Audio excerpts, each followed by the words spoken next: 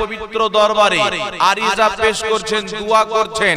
রব্বুল আলামিন বলছেন, মুসা তুমি তো আমাকে দেখতে পারবে না, কিন্তু আমি আল্লাহ আমার নূরের তাজাল্লিয়াতের একটি ঝলককে পাঠাচ্ছি, সেই ঝলককে তুমি আগে দেখো। রব্বুল আলামিন নিজের নূরের একটি তাজাল্লিকে পাঠালেন, যেই রব্বুল আলামিনের যেই তাজাল্লিটিকে দেখে মুসা আলাইহিস সালাতু ওয়াস সালাম বেহুশ হয়ে পড়ে গেলেন, আর তুর পাহাড় জ্বলে কয়লা হয়ে গেল। সুবহানাল্লাহ বলবেন না? তুর পাহাড় জ্বলে কয়লা হয়ে গেল। মুসা আলাইহিস সালাতু ওয়াস সালাম, যিনি আল্লাহ তাবারাক ওয়া তাআলা নূরের তাজাল্লি মানতে পারলেন না, বেহুশ হয়ে গেলেন, তিনার জ্ঞান ফিরে এসেছেন। মুসা আলাইহিস সালাতু ওয়াস সালাম ভেবে নিলেন, আল্লাহ পাককে দেখার ক্ষমতা আল্লাহ আমাকে দান করেনি, কিন্তু রব্বুল আলামিন এমন একটি দিন আমার আপনার নবী সাল্লাল্লাহু আলাইহি ওয়াসাল্লামকে মেরাজ করাবেন, জান্নাতি বোরাক দিয়ে পাঠাচ্ছেন, জিবরিল যাও, সমস্ত ব্যক্তি, অনেক ব্যক্তি আছেন যিনারা আমার কাছে দিদার চেয়েছেন, কিন্তু আমি তাদের আমার দিদার করার যোগ্যতা ক্ষমতা দান করিনি। প্রত্যেক নবী লাজবাব, প্রত্যেক নবী সম্মানিত, আমাদের মাথার তাজ, কিন্তু আল্লাহ তাবারাক ওয়া তাআলা যা ক্ষমতা, যা শক্তি, যা পাওয়ার আমার আপনার নবীকে দান করেছেন, পৃথিবীর কোন নবীকে দেওয়া হয়নি। জোরে বলতে হবে সুবহানাল্লাহ। আমাদের নবীকে যা মর্যাদা দান করেছেন কোন নবীকে দান করা হয়নি। আমাদের নবীকে যা ক্ষমতা দান করা হয়েছে কোন নবীকে দান করা হয়নি। তাই ইতিহাস সাক্ষী রয়েছে, মুস্তাফা জানে রহমত চাঁদকে দুই টুকরা করেছেন, কোন নবী করেননি। সূর্যকে ফিরিয়েছেন, কোন নবী ফিরাননি। মুস্তাফা জানে রহমত চাঁদকে দুই টুকরা করে পৃথিবীবাসীকে বুঝিয়ে দিয়েছে যে আমি আমিনার লাল মুহাম্মদুর রাসূলুল্লাহ, আমার হুকুমত জমিনেও চলে, আকাশের চাঁদেও চলে। বলেন সুবহানাল্লাহ। তাই আমার আপনার নবীর মতন ক্ষমতা আল্লাহ কাউকে দিয়েছে, আমার আপনার নবীর মতন জ্ঞান আল্লাহ কাউকে দেয়নি, ক্ষমতা কাউকে দেয়নি, সৌন্দর্য কাউকে দেয়নি। হে পৃথিবীর মুসলমান, হুসনে यूसुफ पे कटी मिस्र में उंगलियां, सर कटाते हैं तेरे नाम पे मर्दाने अरब। यूसुफ अलैहिस्सलामेর সৌন্দর্যকে দেখে, নূরানি চেহারাকে দেখে মিশরের মহিলারা আঙ্গুল কেটে দিয়েছিল, জানতে পারেনি, ব্যথা অনুভব করতে পারেনি, এত সুন্দর চেহারা। কিন্তু আমার আপনার নবীকে দেখে সাহাবায়ে কেরাম নবীর মহব্বতে গর্দান কাটিয়ে দিয়েছেন। জোরে বলেন সুবহানাল্লাহ। তাই ইউসুফ আলাইহিস সালাতু ওয়াস সালামের সৌন্দর্য চাইতে বেশি সৌন্দর্য আল্লাহ আমাদের নবীকে দান করেছেন। একটু জোরে বলবেন না সুবহানাল্লাহ। তাই বেরাদর ইসলাম, কোন নবী আল্লাহকে দেখেননি। মুসা আলাইহিস সালাম চেয়েছেন, আল্লাহ নূরের তাজাল্লি পাঠিয়েছেন।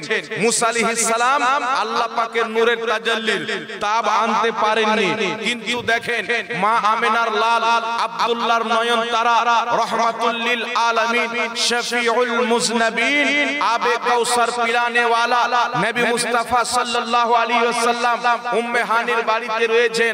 আল্লাহ জিবরিলকে ডাকছেন, জিবরিল অনেকে আমাকে দেখতে চেয়েছেন, কিন্তু আমি কাউকে দেখার ক্ষমতা দান করিনি, কিন্তু একজন ব্যক্তি যিনার নাম হচ্ছে মুহাম্মদুর রাসূলুল্লাহ, আল্লাহ বলছেন আমি যেই নবীকে আমার হাবিব বানিয়েছি সেই নবীকে আমাকে দেখার ক্ষমতা দান করেছি। জিবরিল যাও, জান্নাতি বোরাকে আমার নবীকে বসিয়ে আমার বারগাহে নিয়ে চলে এসো। জোরে বলেন না সুবহানাল্লাহ। জান্নাতে বসে আমার দরবারে নিয়ে চলে এসো, যেন আমি আমার নবীকে দেখা দিয়ে পৃথিবীকে বুঝিয়ে দিই, সমস্ত জগৎবাসী জেনে নেয় যে মুস্তাফা করিম যা দেখে পৃথিবীর কেউ দেখতে পারে না। মুস্তাফা করিম যত দূর পৌঁছে যায় পৃথিবীর কেউ পৌঁছিতে পারে না। মুস্তাফা যা শুনে পৃথিবীর কেউ শুনে না। তাই পৃথিবীর মুসলমান আমার আপনার নবীকে জিবরিল আলাইহিস সালাতু ওয়াস সালাম বোরাকে করে নিয়ে যাচ্ছেন। বোরাকে করে মুসলিম শরীফের হাদিস, আমার আপনার নবী বলছেন, মারারতু আলা মুসা ওয়া হুয়া ইউসাল্লি ফি কবরিহি, আমি মুসা নবীর কবরের পাশে দিয়ে গেলাম মেরাজের রাত্রিতে, তো মুসা নবী নিজের কবরে নামাজ পড়ছেন। আর এই হাদিসের উপরে আছেন যে দাঁড়িয়ে নামাজ পড়ছেন। কে নামাজ পড়ছেন দাঁড়িয়ে? মুসা আলাইহিস সালাতু ওয়াস সালাম। আপনারা বলেন তো বাবজি, মুসলিম শরীফের হাদিসকে কেউ জাল বলতে পারে না? বুখারী মুসলিমের হাদিসকে কেউ জাল বলতে পারে না। তো মুসা আলাইহিস সালাতু ওয়াস সালাম ইন্তিকালের শত শত বছর পর নিজের কবরে দাঁড়িয়ে নামাজ পড়ছেন, আমার নবী দেখছেন, আর আমার নবী বলছেন যে মুসা আলাইহিস সালামকে দেখলাম তিনি নিজের কবরে দাঁড়িয়ে নামাজ আদায় করছিলেন, সালাত আদায় করছিলেন। এখন আপনারা বলেন তো লাশ কোনদিন দাঁড়ায়? বলতে হবে আব্বা জানেরা, লাশ কোনদিন দাঁড়ায়? লাশ কোনদিন দাঁড়ায় না। আমার আপনার পিতা মাতা আত্মীয় স্বজন যদি মারা যায় দেখবেন তারা কিন্তু না দাঁড়াইতে পারে, না হাত হিলাতে পারে, না চোখ খুলতে পারে, কিছুই করতে পারে না। এমনকি যে আখেরি গোসলও জীবিত ব্যক্তি দান করে, কাফন পর্যন্ত জীবিত ব্যক্তি পড়ায়। তাহলে মুসা আলাইহিস সালাতু ওয়াস সালাম আজকে যিনারা বলেন যে নবীগণ মরে গেছেন, তাহলে মুসা আলাইহিস সালাম যদি মরে গিয়ে থাকেন তো দাঁড়িয়ে নামাজ কি করে পড়লেন? মরা মানুষ তো দাঁড়ায় না। তো মানতে হবে মুসা আলাইহিস সালাতু ওয়াস সালাম সহ সমস্ত নবী নিজের কবরে জীবিত আছেন, আর তিনারা নামাজ আদায় করেন, কিয়ামও করেন, রুকুও করেন, সিজদাও করেন। জোরে বলুন সুবহানাল্লাহ। কারণ তিনারা জিন্দা আছেন সহশরীরে।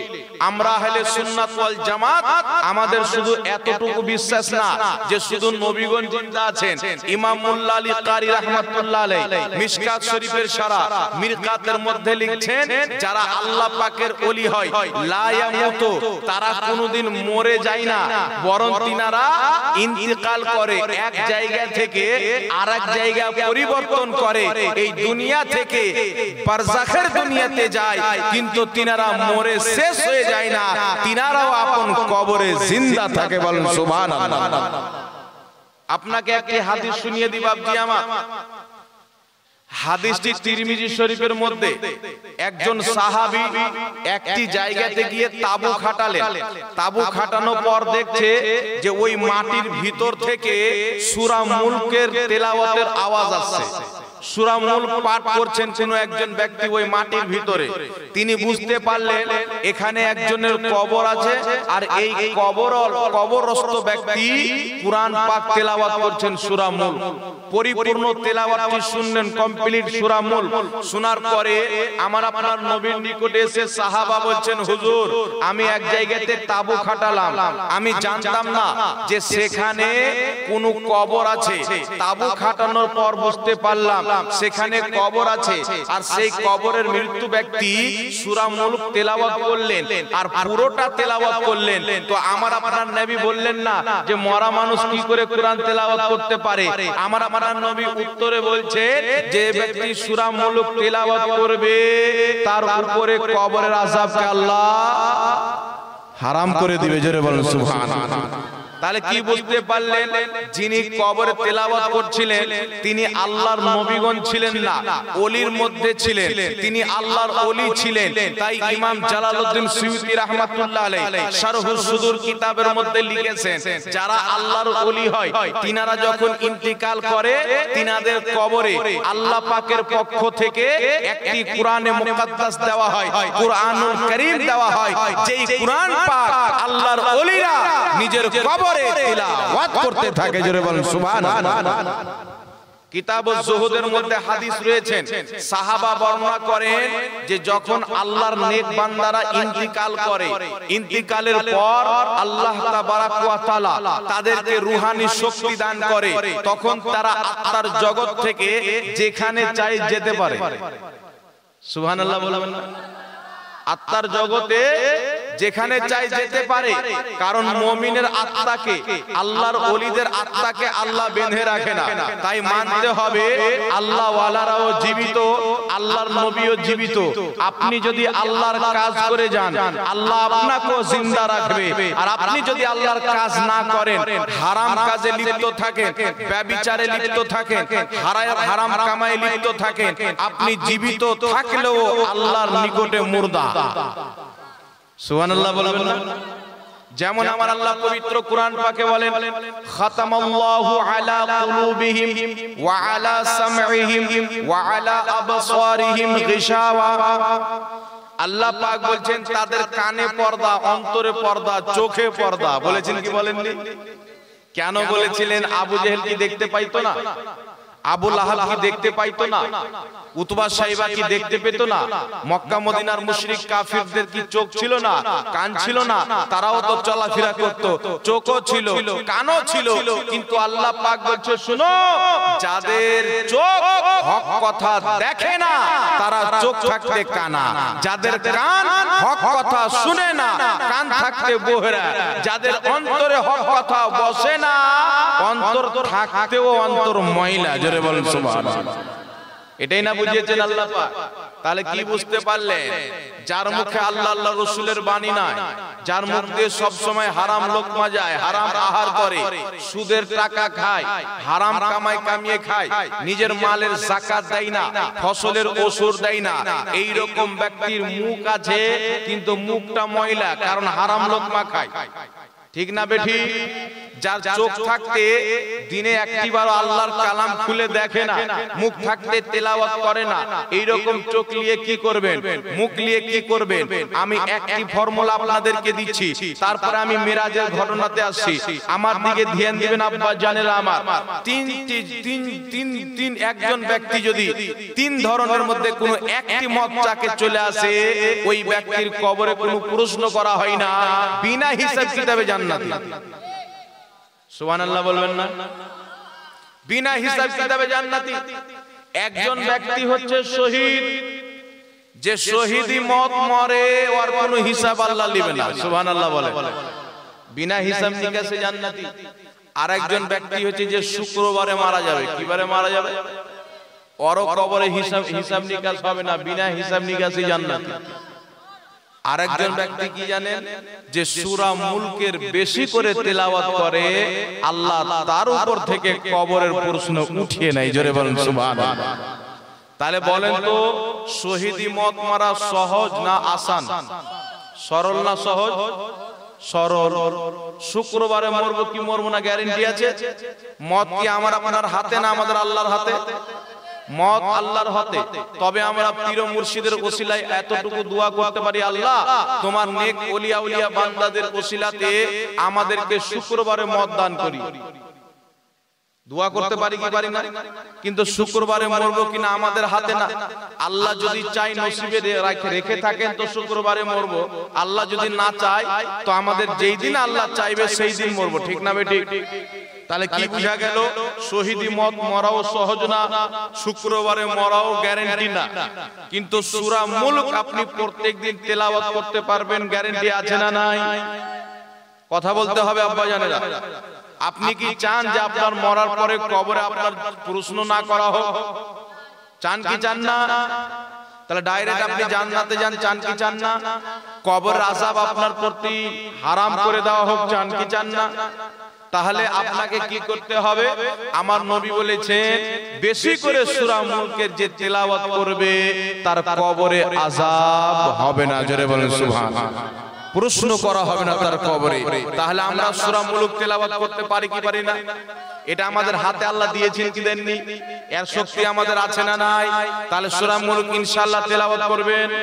আমি আপনাকে সময় বলে দিচ্ছি, ফজর নামাজের পর একবার তেলাওয়াত করেন, জোহরের নামাজের পর একবার তেলাওয়াত করেন, রাত্রি এশার নামাজের পর একবার তেলাওয়াত করেন, ইনশাআল্লাহ আল্লাহ তাবারাক ওয়া তাআলা আপনার তেলাওয়াতকে কবুল করে নিয়ে আপনার কবরের আযাবকে আল্লাহ ক্ষমা করে দিবে। জোরে বলেন সুবহানাল্লাহ। এইবার চলে আসেন বিরাদর ইসলাম, আল্লাহ পাককে অনেক নবী দেখতে চাচ্ছেন, কিন্তু আল্লাহ বলছেন না, দেখতে পারবে না। কিন্তু একদিন এমন একটি রাত্রি, যে রাত্রিকে বলা হয় লাইলাতুল আসরা, লাইলাতুল মিরাজ, ওই মিরাজের রাত্রিতে আল্লাহ তাবারাক ওয়া তাআলা জিবরিলকে বলছেন, জিবরিল তুমি যাও আমার নবী মুহাম্মদুর রাসূলুল্লাহ সাল্লাল্লাহু তাআলা আলাইহি ওয়াসাল্লাম আমার হাবিবকে, আমার বন্ধুকে গিয়ে বলো, ইয়া রাসূলুল্লাহ আল্লাহ পাক আপনাকে ডেকেছেন। কোথায় ডেকেছেন? মেরাজে ডেকেছেন। গিয়ে বলবে আল্লাহ আপনাকে আপনার আল্লাহ বলছেন, গিয়ে বলবে মাহবুব মুহাম্মদুর রাসূলুল্লাহ আল্লাহ পাক আপনাকে ডেকেছেন নিজের দিদার দেওয়ার জন্য। চিন্তা করেন, জিনাকে আল্লাহ নিজের দেখা করার জন্য ডাকবে, নিজের জালওয়া দেখাবার জন্য ডাকবে, তিনি কত ভাগ্যবান। জোরে বলতে হবে না? তাই আমাদের নবীকে মিরাজের দুলহা বলা হয়। আমার আপনার নবী যখন শুনলেন রাহমাতুল লিল আলামিন, নবী অত্যন্ত খুশি হয়ে গেলেন। আমার আল্লাহ আমাকে ডেকেছেন। আমার আপনার নবী সাল্লাল্লাহু আলাইহি ওয়াসাল্লাম ওই বোরাকের উপরে সওয়ার হয়ে চলতে আরম্ভ করলেন। সর্বপ্রথম যাবে আল্লাহর হুকুমে কোথায়? মসজিদে আকসা। যেই মসজিদে আকসাকে নিয়ে আজকে মারামারি চলছেন, ফাটাফাটি চলছেন, আমার আপনার নবী মসজিদে আকসা যাবেন। মুসা নবীর মাজারের পাশে দিয়ে গেলেন, কবরের পাশে দিয়ে গেলেন। রাসূল পাক বলছেন, আমি দেখলাম মুসা নবী নিজের কবরে দাঁড়িয়ে নামাজ পড়ছিলেন। আল্লাহ পাকের নবী বলেন, আমি যখন মসজিদে আকসাতে গেলাম, দেখলাম প্রত্যেক নবী নিজ নিজ কবর থেকে এসে আমার অপেক্ষাতে বসে আছেন। সুবহানাল্লাহ বলবেন না? আমারও অপেক্ষাতে বসে আছেন। একবার দুরূদ শরীফ পাঠ করেন, আল্লাহুম্মা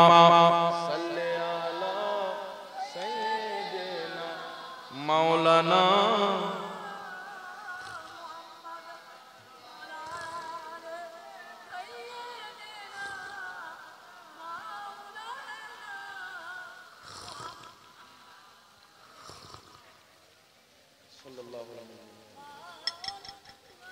সাল্লাল্লাহু আলা নবিয়্যিল উম্মি ওয়া আলিহি বারিক ওয়া সাল্লিম। সালাতু ওয়া সালামু আলাইকা ইয়া রাসূলুল্লাহ সাল্লাল্লাহু আলাইহি ওয়াসাল্লাম। আমার আপনার নবী সাল্লাল্লাহু আলাইহি ওয়াসাল্লাম বোরাকে সওয়ার হয়ে মসজিদ আকসাতে যাচ্ছেন। দেখছেন মসজিদ আকসাতে প্রত্যেক নবী রাসূলগণ আমার আপনার নবীর অপেক্ষাতে বসে আছেন। আল্লাহ পাকের প্রিয় হাবিব ওই পবিত্র মসজিদে আকসাতে উপস্থিত হলেন। এইবার কি হবে বাবজি? নামাজ হবে। ইমামুল আম্বিয়া কে হবে? ইমামতির সফে কে দাঁড়াবে? যদি আমি শরীয়তের মসলাকে দেখি তো শরীয়ত বলতেছে যে ইমাম ওই ব্যক্তি হবে যে সবচাইতে বেশি সুন্দর করে কোরআন তেলাওয়াত করতে পারবে। তারপরে কে হবে? যে নামাজের মসলা মাসাইল বেশি করে জানবে, যে বড় আলিম হবে বা বয়সে বেশি হবে, বুজুর্গ বেশি হবে, যে দেখতে বেশি সুন্দর হবে, যার পোশাক বেশি সুন্দর হবে। কিন্তু মসজিদে আকসাতে 1,24,000 কমবেশ নবী রাসূলগণ যিনারা উপস্থিত হয়েছেন, ওই সমস্ত নবীর মধ্যে কোন নবীর কোন কমতি নাই। প্রত্যেক নবী হচ্ছে লাজবাব, প্রত্যেক নবী হচ্ছে সম্মানিত। যদি সৌন্দর্যের দিকে কথা বলেন, ইউসুফ আলাইহিস সালাম উপস্থিত আছেন, জিনার চেহারাকে দেখে মহিলারা আঙ্গুল কেটে দিয়েছিল, বুঝতে পারেনি। যদি জ্ঞানের কথা বলেন, আল্লাহ পাক বলছেন, আমি আদমকে প্রত্যেক বস্তুর জ্ঞান শিখিয়ে দিয়েছি, নাম শিখিয়ে দিয়েছি। আদম আলাইহিস সালাম উপস্থিত আছেন। যদি বুজরুগির কথা বলেন, ইব্রাহিম আলাইহিস সালাতু ওয়াস সালাম বিশাল বড় বুজরুগ, তিনিও উপস্থিত আছেন। যদি লেবাসের কথা বলেন, সুলেমান আলাইহিস সালাম যিনি নিজের জামানার শাহিনশাহ ছিলেন, বাদশা ছিলেন, সুলেমান আলাইহিস সালাম সুন্দর লেবাস পরে আছেন। কিন্তু ইমামতি কে করবেন? আল্লাহ পাকের পক্ষ থেকে আওয়াজ আসছে, শুনো, আজকে ইমামতি করবে আমার হাবিব মুহাম্মাদুর রাসূলুল্লাহ। জোরে বলেন সুবহানাল্লাহ। আজকে আমার মুহাম্মদকে ইমাম বানিয়ে দাও, আমার মুস্তাফা করিমকে ইমাম বানিয়ে দাও, আমার হাবিবকে ইমাম বানিয়ে দাও, যেন কিয়ামত পর্যন্ত আমার মুস্তাফা ইমামুল আম্বিয়া হয়ে যায়। জোরে বলেন সুবহানাল্লাহ। তাই আদমের ইমামের নাম কি? মুহাম্মদুর রাসূলুল্লাহ। ইব্রাহিম আলাইহিস সালামের ইমামের নাম কি? মুহাম্মদুর রাসূলুল্লাহ। দাউদ আলাইহিস সালামের ইমামের নাম কি? মুহাম্মদুর রাসূলুল্লাহ। মিরাজের রাত্রিতে প্রত্যেক নবী মুক্তাদি, আমার নবী ইমাম। সুবহানাল্লাহ। তাহলে সেই নবীর উম্মত হয়ে আমাদের লাভ আছে না লস? জোরে কথা বলতে হবে। আমাদের লাভ আছে না লস বাবজি? এই নবীর উম্মত হয়ে লাভ কি? আল্লাহ পাক বলছেন, তোমরাই হচ্ছে উত্তম উম্মত। আল্লাহ বলছেন, আমি আদম আলাইহিস সালামকে উম্মত দিয়েছি, ইব্রাহিম আলাইহিস সালামকে, যত নবীকে আমি উম্মত দিয়েছি তার মধ্যে সর্বশ্রেষ্ঠ উম্মত হচ্ছে তোমরা। তোমরা মানে আমরা, আপনারা যারা আখেরি নবীর কলমা পাঠ করেছি। আমরা কেন উত্তম হলাম? আল্লাহ পাক পরওয়ারদিগারে আলামের রাজা দেখেন, আল্লাহ পাকের হিকমত দেখেন, আল্লাহ পাকের রহমত দেখেন, যে প্রত্যেক নবী আমার নবীর মুক্তাদি। তো নবীগণের মধ্যে যেমন আমার আপনার নবীর কোনো তুলনা নাই, সেই রকম উম্মতের মধ্যে আখেরি নবীর উম্মতের কোনো তুলনা নাই। জোরে বলতে হবে। আর একটু জোরে বলতে হবে। তাহলে আখিরি নবীর উম্মত হয়ে আমাদের মর্যাদা বেড়েছে, আখিরি নবীর উম্মত হওয়ার কারণে আমাদের সম্মান বেড়েছে। তাই বিরাদর ইসলাম সেই নবীর শানে একটি আয়াত তিলাওয়াত করেছি আমি। আল্লাহ পাক বলছেন ওয়া তুআযিরুহু ওয়া তুআক্কিরুহু, তোমরা আমার নবীর খুব তাজিম করো, খুব সম্মান করো। আপনারা বলেন তো আমার নবীকে ভালোবাসা এটা ঈমানের অংশ না অংশ না? জোরে বলতে হবে আব্বা জানেরা। ঈমানের মূল। এই নবীর মহব্বতে যদি কমতি হয়ে যায় তো আপনার নামাজও ঠিক থাকবে না, রোজাও ঠিক থাকবে না, হজও ঠিক থাকবে না, যাকাতও ঠিক থাকবে না। তাহলে কি বুঝতে পারলেন? এই নবীকে মহব্বত করা ঈমানের মূল। আল্লাহ পাক বলছেন আমার নবীর ইজ্জত করো, তাজিম করো। রব্বুল আলামিন পবিত্র কুরআন পাকের মধ্যে বলছেন কুল ইন কুনতুম তুহিব্বুনাল্লাহ ফাত্তাবিউনি ইউহিব্বুকুমুল্লাহ। আল্লাহ বলছেন মাহবুব তোমার উম্মতদেরকে বলে দাও তোমরা যদি আল্লাহকে ভালোবাসতে চাও ফাত্তাবিউনি, আমি নবীর ইত্তেবা করো। যদি আমার ইত্তেবা করে নাও ওয়া ইউহিব্বুকুমুল্লাহ, আল্লাহ তোমাদেরকে ভালোবাসবে। বলেন সুবহানাল্লাহ। যদি আমার ইত্তেবা করো আল্লাহ তোমাদেরকে ভালোবাসবে। আল্লাহ পবিত্র কুরআন পাকে বলছেন মাইয়ুতির রাসূলা ফাকাদ আতা আল্লাহ, যে আমার রাসূলকে ভালোবাসলো, রাসূলের ইত্তেবা করলো, সে আমি আল্লাহর ইত্তেবা করলো। যে আমি রাসূলের আমার রাসূলের হুকুম মানলো, আদেশ মানলো, সে আমি আল্লাহর আদেশ মানলো। তাহলে কি বুঝতে পারলেন? আল্লাহ পাক পবিত্র কুরআন পাকে আল্লাহর রাসূলের আদেশকে আল্লাহ নিজের আদেশ বলছে। তো ওই কুরআন যখন আমরা পড়ি, ওই কুরআন পাকে আল্লাহ তাবারক ওয়া তাআলা বলেন যে আল্লাহ রাসূলকে কষ্ট দেয় দুনিয়া এবং আখিরাতে তাদের প্রতি লানত। যে আল্লাহ রাসূলকে কষ্ট দেয় দুনিয়া এবং আখিরাতে তার প্রতি লানত। আপনারা বলেন তো আল্লাহকে কেউ কষ্ট দিতে পারে? জোরে বলতে হবে। আর আল্লাহ কেন বললেন যে আল্লাহ রাসূলকে কষ্ট দেয় দুনিয়া আখিরাতে তাদের প্রতি লানত? আল্লাহ এই জন্য বললেন যে নবী পাককে কষ্ট দেওয়া মানে আল্লাহকে কষ্ট দেওয়া। আল্লাহ বলছেন আমার মাহবুবকে যারা কষ্ট দেয় আমি আল্লাহ কষ্ট পাই। তাই পৃথিবীর সাক্ষী হয়েছেন বিরাদা, দুনিয়াতে বড় বড় গুনাহ রয়েছে, যেই গুনাহ তওবা করলে ক্ষমা হয়ে যায়, যেই গুনাহ তওবা করলে আল্লাহ মাফ করে দেয়, যেই গুনাহ তওবা করলে ক্ষমা হয়ে যায়, যেই গুনাহ করলে মানুষ গুনাহগার তো হয় কিন্তু বেঈমান হয়ে যায় না। কিন্তু আল্লাহ রাসূলের সম্মানে যদি আঘাত করে কথা বলে, গুস্তাখি করে, বেয়াদবি করে, ওর ঈমানটাই চলে যায়। যায় কি যায় না? ওর ঈমানটাই চলে যায়। কারণ রাসূলের মুহাব্বতের নাম হচ্ছে, নবীর মুহাব্বতের নাম হচ্ছে ঈমান। রাসূলুল্লাহ সাল্লাল্লাহু আলাইহি ওয়াসাল্লামকে মুহাব্বত করা, আল্লাহকে মুহাব্বত করা। রাসূলুল্লাহ সাল্লাল্লাহু আলাইহি ওয়াসাল্লামকে প্রেম করা, আল্লাহ তাবারক ওয়া তাআলাকে মুহাব্বত করা। রাসূলের তাজিম আল্লাহর তাজিম, রাসূলের সম্মান আল্লাহর সম্মান। শুধু তাই নয়, পীর ওলিদের সম্মান হচ্ছে আমার রাসূলের সম্মান। জোরে বলুন না সুবহানাল্লাহ। আমার আপনার নবী বলেছেন হাদিস শরীফের মধ্যে আছে তোমরা তোমাদের শেখদের, তোমাদের মুর্শিদদের, তোমাদের মাথার তাজ রাহবারদের সম্মান এমন করো যেমন সম্মান আমার সাহাবা আমার করেছিলেন। আচ্ছা আপনি বলেন তো আমার আপনার নবীর সম্মান সাহাবা কত করেছেন? আমার আপনার রাসূলকে সাহাবা কত মহব্বত করতেন? একটি হাদিস আপনাদের সম্মুখে শোনাচ্ছি। একজন বিখ্যাত সাহাবী, আল্লাহ তাবারক ওয়া তাআলার প্রিয় নবীর একজন সাহাবী, যিনি অনেক এতিম ব্যক্তি, গরীব ব্যক্তি, মিসকিন ব্যক্তি, নিজের বাড়ির প্রাচীর দিবেন।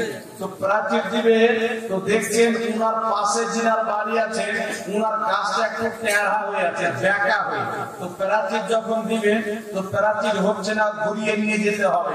তো ওই এতিম সাহাবী বলছেন ভাই তুমি তো ধনী, আমি তো এতিম, তোমার ওই গাছটা আমাকে দান করে দাও। ওই ব্যক্তি বলছেন আমি দান করব না। ওই এতিম সাহাবী আমার আপনার নবীর দরবারে হাজির হলেন। হাজির হওয়ার পরে বলছেন ইয়া রাসূলুল্লাহ, ইয়া হাবিবাল্লাহ, নবী গো আমি হচ্ছে ইয়াতীম, আমার বাড়ির সাইডে প্রাচীর দিব, আমার পড়োশির গাছ বেঁকা হয়ে আমার দিকে চলে এসেছে, আমার প্রাচীর সিধা ভাবে যাচ্ছে না, টেঁড়া করতে হবে। হুজুর আমি ইয়াতিম, তাকে বললাম তোমার এই গাছটা দান করে দাও। সে বলছে আমি দান করব না। আল্লাহ পাকের প্রিয় হাবিব সাল্লাল্লাহু তাআলা আলাইহি ওয়াসাল্লাম তাকে ডাক দিলেন। ডাকার পরে বলছেন শোনো, তোমার ওই গাছ এই ইয়াতিমকে দান করে দাও। ওই ব্যক্তি বলছে আমি দান করব না। রাসূল পাক বলছেন বিক্রি করে দাও। ওই লোকটি বলছে বিক্রি করব না। আমার আল্লাহর নবী বলছেন শুনো, এই গাছ তুমি এই ইয়াতিম সাহাবীকে দিয়ে দাও।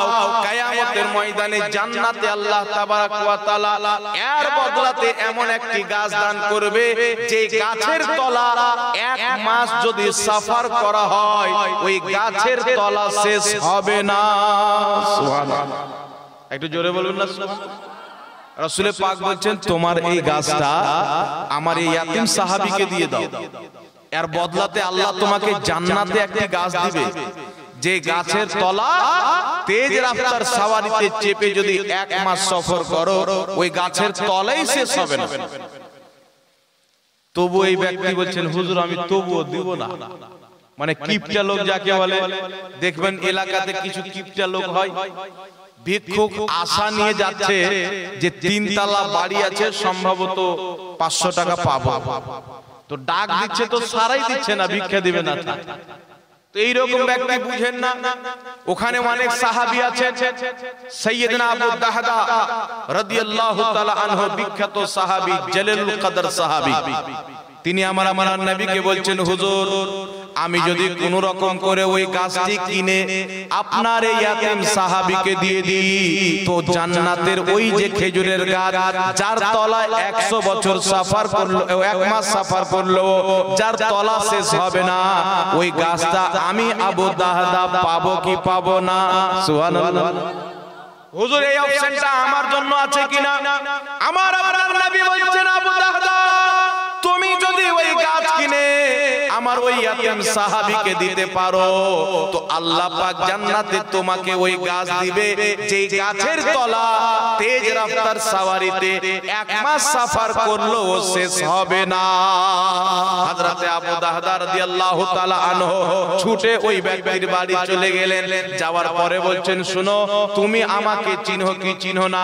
ওই গাছওয়ালা ব্যক্তি বলছে আবু দাহদা তোমাকে কে চিনে না? তোমার 100 মিষ্টি খেজুরের গাছের বাগান রয়েছে, তোমার খেজুর খাওয়ার জন্য আরবের মানুষ লালায়িত থাকে, তোমার খেজুর খাওয়ার জন্য আরবের মানুষ লালায়িত থাকে, অপেক্ষাতে থাকে, তোমার খেজুরের বাগানের চর্চা চতুর সাইডে আছে, তোমাকে চিনবো না তো কাকে চিনবো? আবু দাহদা রাদিয়াল্লাহু তাআলা আনহু বলেন এই শুনো আমার 100 খেজুরের গাছের বাগান তোমাকে দিয়ে দিলাম, তুমি ওই একটি গাছ আমি আবু দাহদাকে দিয়ে দাও। বলছেন যে 100 খেজুরের গাছের বাগানের চর্চা শুনেছো, আমার যে খেজুর খাওয়ার জন্য আরবের লোক লালায়িত থাকে, অপেক্ষায় বসে থাকে, ওই 100 খেজুরের বাগান তোমাকে দিয়ে দিলাম, এই গাছটা আমাকে দিয়ে দাও। ওই লোক বলছে আবু দাহদা কাউকে পাওনি, আমার সঙ্গে ঠাট্টা করার দিচ্ছে, আমাকে পেয়েছো মাজাক করার জন্য? সাইয়েদনা আবু দাহদা বলছে শুনো না, আজকে রাহমাতুল লিল আলামিন শফিউল মুজনাবিন আনিসুল গারিবিন তাহা ওয়া ইয়াসিন সিরাজাম মুনির বাশীর ও নযীর রাহমাতুল লিল আলামিন সাল্লাল্লাহু তাআলা আলাইহি ওয়া আলিহি ওয়াসাল্লাম নবীর চেহারাতে আমি খুশি ফোটার জন্য এসেছি। সুবহানাল্লাহ।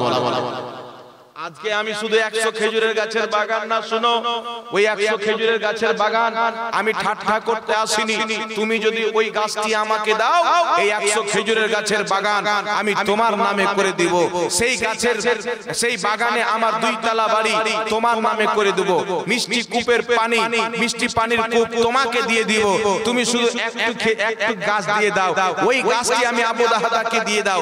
ওই ব্যক্তি বলছে আবু দাহদা তুমি এত কিছু দিয়ে আমার একটা খেজুরের গাছ নিবে যে গাছটা বেঁকা, আমার সঙ্গে কেন ঠাট্টা করছো? হযরতে সাইয়েদনা আবু দাহদা রাদিয়াল্লাহু তাআলা আনহু বলছেন আমি তোমার সঙ্গে ঠাট্টা করতে আসিনি, শুনো আজকে রাহমাতুল লিল আলামিনের চেহারাতে হাসি ফুটাইতেছি, তোমার এই গাছ নিয়ে যদি আমি নবী পাকের চেহারাতে খুশি আনতে পারি আমার জীবন হয়ে যাবে ধন্য। বল সুবহানাল্লাহ। আমার জীবন ধন্য হয়ে যাবে। হযরত আবু দাহদা বলছেন, শুনো, আমি মাজাক করতে আসিনি, ঠাট্টা করতে আসিনি, সিরিয়াসলি বলছি। আমার 100 খেজুরের গাছের বাগান নিয়ে নাও, 2 তলা বাড়ি নিয়ে নাও, মিষ্টি পানির কূপ নিয়ে নাও, তোমার এই একটি গাছ দিয়ে দাও। এই ব্যক্তি বলছেন, বারে বাহ, বিরাট কাজ হয়েছে, এতগুলো জিনিস পাবো একটা গাছের বিনিময়ে। বলছেন, নিয়ে নাও, নিয়ে নাও, দিয়ে দিলাম। হযরতে সাইয়েদনা আবু দাহদা সওদা পাক্কা করে বাড়ি ফিরে আসছেন। বাড়ির বাইরে থেকে ডাক দিচ্ছেন, হে উম্মে দাহদা, আমার স্ত্রী, বাড়ি থেকে বের হও, বাড়ি থেকে বের হও। স্ত্রী বলছেন, আবু দাহদা, কেন বের হতে বলছো?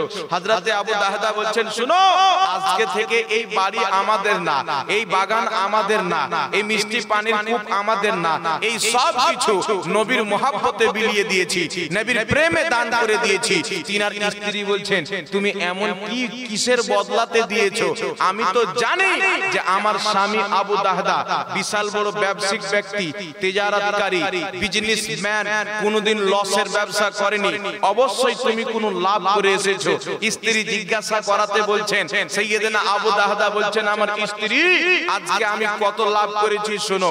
আমার 100 খেজুরের গাছের বাগানের বিনিময়ে, আমার 2 তলা বাড়ির বিনিময়ে, আমার মিষ্টি পানির কূপের বিনিময়ে আমি জান্নাতে একটি এমন খেজুরের গাছ পাবো যার তলা 100 বছর পর্যন্ত যদি সফর করা হয় তার তলাই শেষ হবে না। জোরে বলেন সুবহানাল্লাহ।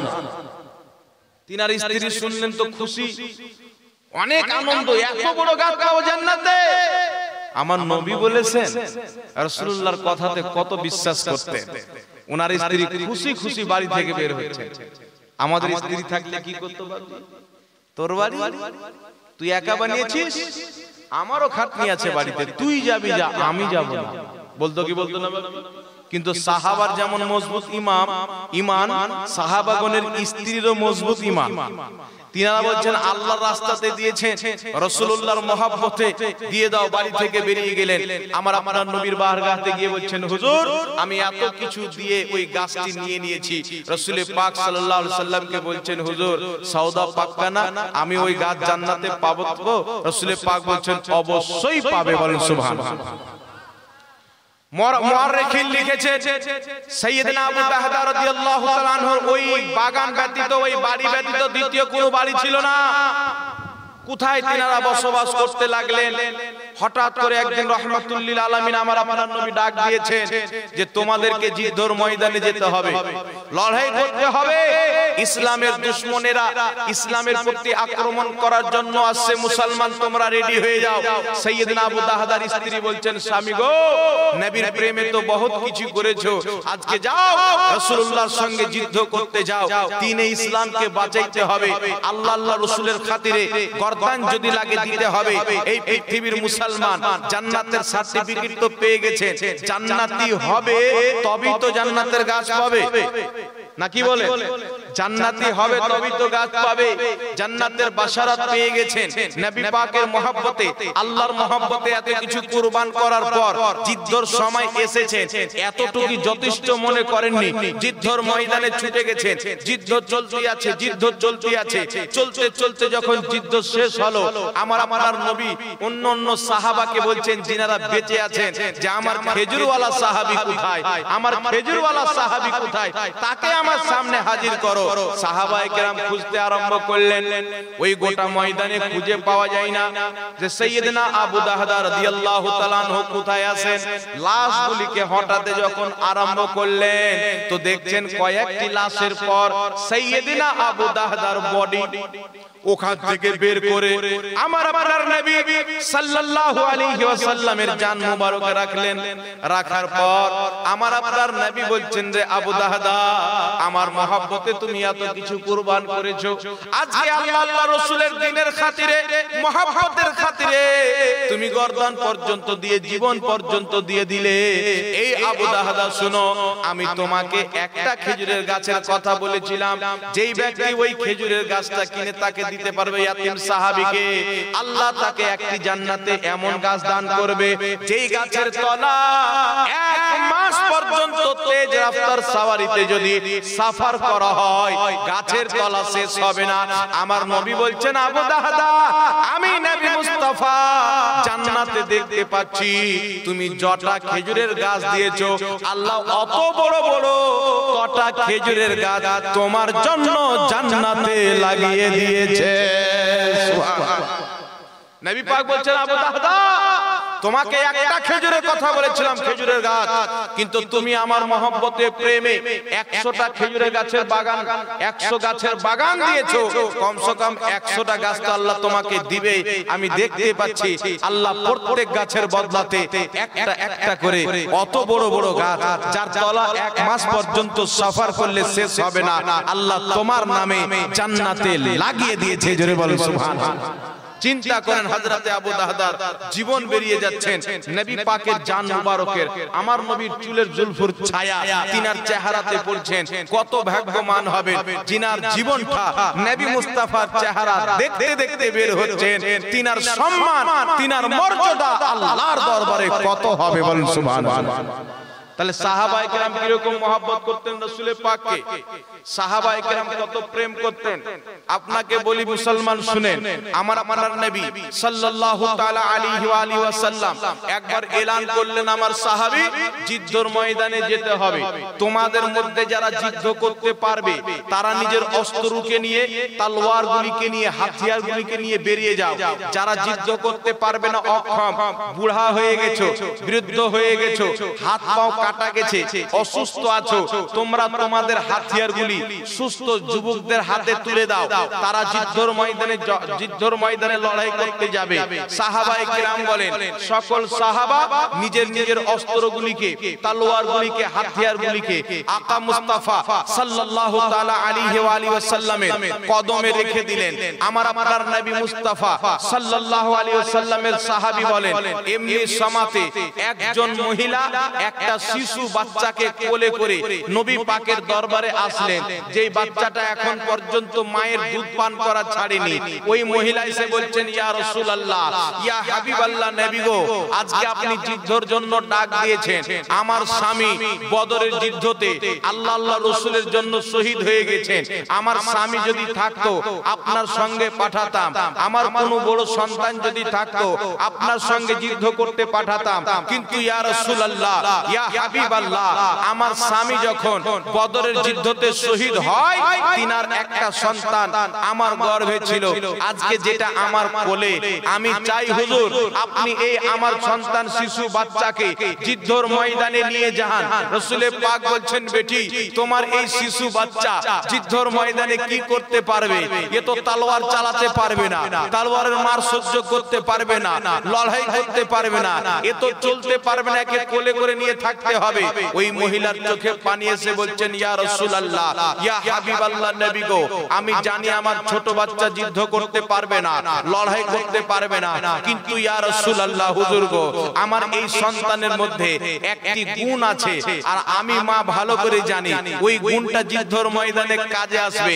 তাই আমি আমার এই সন্তানকে আপনার সঙ্গে রওনা দিতে চাই। ওই গুণটি হচ্ছে আমার সন্তানকে কেউ যদি মহব্বতের সহিত, ভালোবাসার সহিত, প্রেমের সহিত একটা চুমু দিয়ে দেয়, আমার সন্তান তাকে চিৎকে ধরে নেয়। ইয়া রাসূলুল্লাহ, ইয়া হাবিবাল্লাহ, আমি চাই যুদ্ধের ময়দানে যখন আপনাকে কেউ তীরের নিশানা বানিয়ে মারবে, আপনার দিকে কাফির যখন তীর নিক্ষেপ করবে, আপনি আমার সন্তানকে একটা চুমু দিবে, আমার ছেলে আপনাকে চিৎকে ধরে থাকবে, তীর আপনার দেহে লাগতে দিবে না, আমার সন্তান নিজের দেহে তীর নিয়ে আপনার হিফাজত করবে। বলেন সুবহানাল্লাহ। ঢাল হিসাবে আপনার কাজ করবে। নবী পাক সাল্লাল্লাহু আলাইহি সাল্লামের চোখে পানি বেরিয়ে আসলো। আমার আপনার নবী বললেন মা তোমার মহব্বত আল্লাহ কবুল করো, তুমি যাও, তোমার সন্তানকে আমরা নিয়ে যাব না, বড় হোক আল্লাহর রাস্তাতে শহীদ করে দিও, বড় হোক আল্লাহর রাস্তার মুজাহিদ বানিয়ে দিও। ওই মহিলাকে আমার আপনার নবী শান্তি দিলেন। আপনি চিন্তা করেন একজন মহিলা যার স্বামী শহীদ হয়ে বেওয়া হয়ে গেছে, যার এতিম বাচ্চাকে আল্লাহ রাসূলের মহব্বতে, আল্লাহ রাসূলের দ্বীনের খাতিরে যুদ্ধের ময়দানে পাঠাচ্ছেন। তো নবী পাক সাল্লাল্লাহু আলাইহি সাল্লামকে সাহাবায়ে কেরাম এবং সাহাবিয়াগণ আমার আপনার রাসূলকে কত মহব্বত করতেন, জীবন পর্যন্ত দিয়ে দিতেন, ধন ভান্ডার পর্যন্ত দিয়ে দিতেন। আমরা কি সেই নবীর মহব্বতে সুদ ছাড়তে পারবো না? আমরা সেই নবীর মহব্বতে হারাম কাজ বন্ধ করতে পারবো না? আমরা সেই নবীকে মহব্বত করে নিজের জমি জায়গা যদি না দিতে পারি, কমপক্ষে নিজের চেহারাতে দাঁড়িয়ে রাখতে পারবো কি পারবো না? কথা বলতে হবে আব্বাজানেরা। নিজের চেহারায় দাঁড়িয়ে রেখে নামাজটা পড়তে পারবো কি পারবো না? উম্মত যখন নামাজ আদায় করে আমার আপনার নবীর চোখ ঠান্ডা হয়ে যায়। তো আমার আপনার নবীর চোখে ঠান্ডা পৌঁছাক আমরা চাই কি চাই না? একটু জোরে বলতে হবে, চাই কি চাই না? শুধু তাই নয় ব্রাদার, শুনেন, আপনাদের সম্মুখে একটি হাদিস আর শোনাচ্ছি। রাসূল পাক সাল্লাল্লাহু আলাইহি সাল্লামের ভালোবাসার কত দাম। হাদিসটি বুখারী শরীফ কিতাবুল হুদুদের মধ্যে। একজন সাহাবী ছিলেন যিনি বারবার ভুল করতেন। কি করতেন? বারবার ভুল করতেন। তো ওই সাহাবাকে তিনার ভুল অনুযায়ী বারবার কোড়া লাগতো।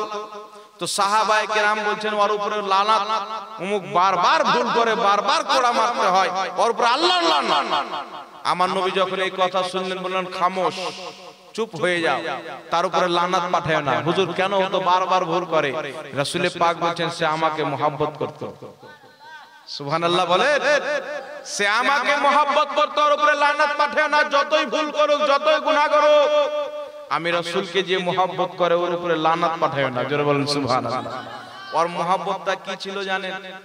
ইমাম বদরুদ্দিন আইনি রাহমাতুল্লাহ আলাইহি বুখারী শরীফের শারা উমদাতুল কারির মধ্যে লিখেছেন ওর মহব্বত ছিল যে আমার আপনার নবী সকাল থেকে সন্ধ্যা পর্যন্ত, রাত্রির অন্ধকার পর্যন্ত উম্মতের দুঃখ বেদনা শুনে মানে হয়ে থাকতেন, খাস্তাহালা।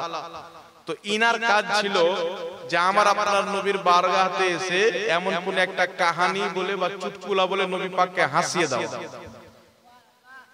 মাঝে মাঝে আমার আপনার নবীকে হাসাতেন।